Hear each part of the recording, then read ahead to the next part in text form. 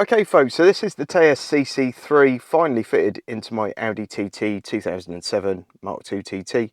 As you know, if you've watched any previous videos, I had a lot of electrical issues in this car, and one being we just couldn't get sound out of the speakers, whatever we did. What I've actually gone and done is, as well as replace a couple of control units, for the sake of the stereo, it's essentially bypassed everything belonging to the car.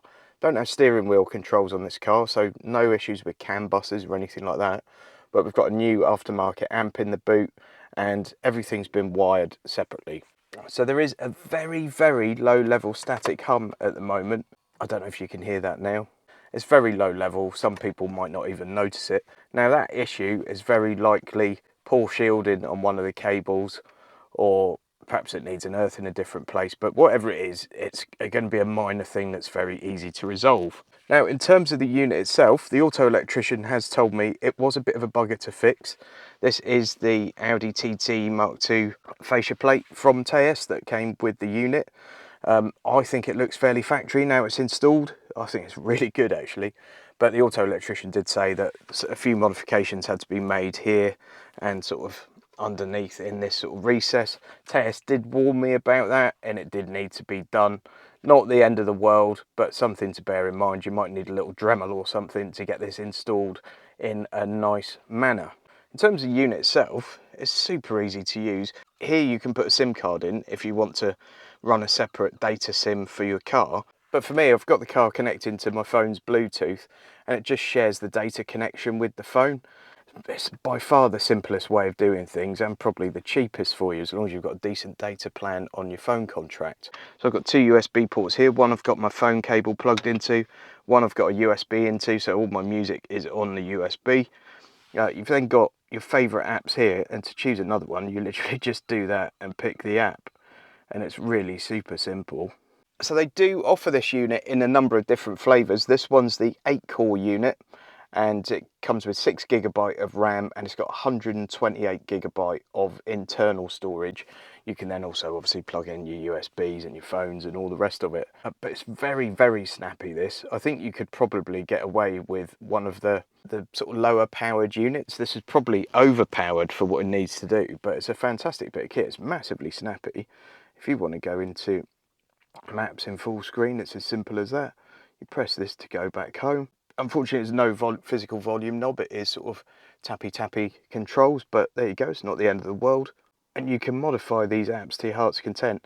Now, one of the great things with these Android units is you can pretty much get them to look how you want, and you can have everything in any kind of order you want. They're ultimately massively customizable. You can even get a different launcher, so all of this is completely different, and there are lots and lots of different launchers around. If you want to see really what you can do with these Android units, there's a great YouTube channel called Saab Unleased, and I would strongly recommend taking a look at that one, because the guy reviews tons of these units and lots of the customization options he goes through in those videos, and he's fantastic at what he does, to be fair. Radio, I don't seem to have DAB, but I haven't messed around with that too much, so I don't tend to use radio. You have got internet radio though, and your normal AM FM stations, and I'm sure you could probably get a little USB dongle to plug in and then enable DAB. Now, I won't be signing into the Play Store and downloading loads of apps in this, because I'm actually selling the car. So most normal folks using this would have absolutely no need to use Android Auto or CarPlay, but because I don't want to sign into all those apps on a car that I'm about to sell, I'm just using Apple Carplay.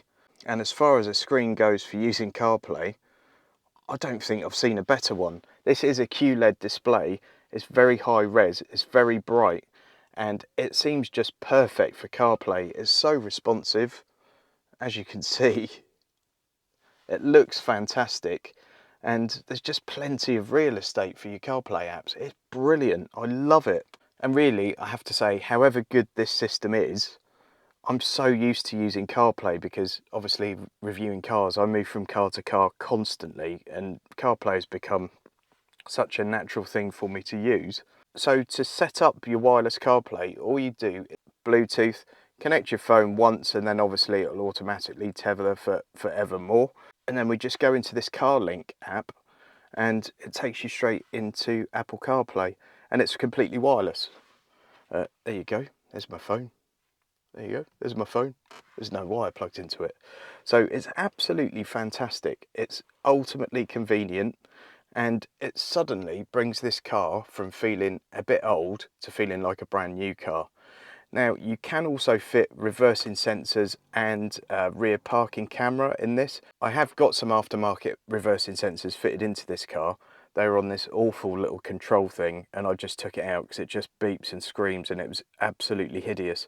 But I'm sure you could hook up these reversing sensors to this head unit with the right wiring. When you put the, I haven't got the car on, but when you put it into reverse, you get the parking sensor display comes up, and there's also the option to plug in a camera. So you've got reversing camera. It's really easy. Everything's already there in the back of the head unit, so it's a piece of cake to sort of fix up. The phone works brilliantly well. We've got the microphone in for that, so you can do all your hands-free calling with no issues. You can also do that from here.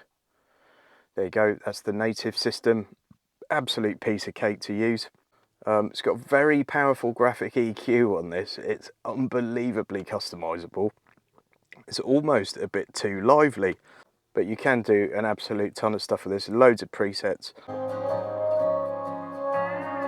One thing I will say is when I first got into the car, the sound quality was pretty naff, but after some faffing around with the equaliser, you really can make that sound fit your absolute preference. It's fantastic. Obviously, I can't compare this to a million different Android head units because this is the only one I've had in a car of my own.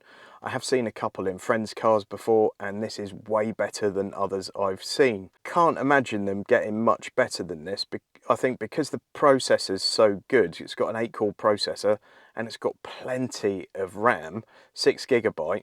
Some of them are like half a gig of RAM, some of them are only 2GB of RAM. This has got 6GB of RAM, so it's capable of plenty of multitasking, and anything you ask it to do is not going to tax it from a processing point of view. It's also got all that built-in storage, so I've got my little USB thumb drive in here with my music on, but I could easily just dump that into the head unit, and then I've got another free USB socket. I would do that if I was keeping the car, to be honest. Why wouldn't I? I've got this here purely for charging, but obviously I don't need that to use the Apple CarPlay because it's all wireless. And really, there's nothing not to like about this head unit. It's a fantastic piece of kit. It really is. I'm under no obligation to say that, by the way. Teyes did give me a good deal on this, so I didn't pay full retail price for it. And they did stress to give my honest, warts and all opinion of it. The only thing I would like, honestly, I don't know if it might be lurking in here somewhere, but I can't find a way to do DAB. I guess that needs an extra little dongle, but I could be completely wrong on that front. Then you've got this internet radio app, which is so good. You've basically got digital radio, although it's streaming via your phone rather than from the antenna. But what that means is you can get radio from anywhere in the world. Now, being an eclectic sort of chap, I like fairly extreme metal music and I like a lot of country music. And you don't get massive amounts of options for those in the UK on the radio. You go over to the US and there are plenty of options. So I can do that on here. That's great. I absolutely love that feature. And obviously I've only scratched the surface with what you can do with this. As I said, check out that Saab Unleased channel because you really get to see just how much you can customise these Android units. But as a sort of platform to do it from, this is an absolute dream. It's a fantastic quality screen. It's got plenty of processing power and plenty of RAM. So really, you know, the world is your onion with this thing, as they say. So if you're interested in buying one of these, click through that link. They'll know I've sent you and they'll throw me a couple of shekels. I'll get something from it, I don't know what. If you're worried about shipping times, by the way, because this is coming from Australia, mine took about 8 days, I think, door to door, which was astounding. I think they gave 4 to 6 weeks as the estimate. And I think it was either 7 or 8 days, which I thought was absolutely brilliant. One other thing I should mention that I've literally just remembered is that in the house, I've got an anti-reflective screen protector for this. It'll probably be a lot easier to make videos of it because I won't have any reflections in it. When you're in the car, to be fair, the reflections don't bother you as it is.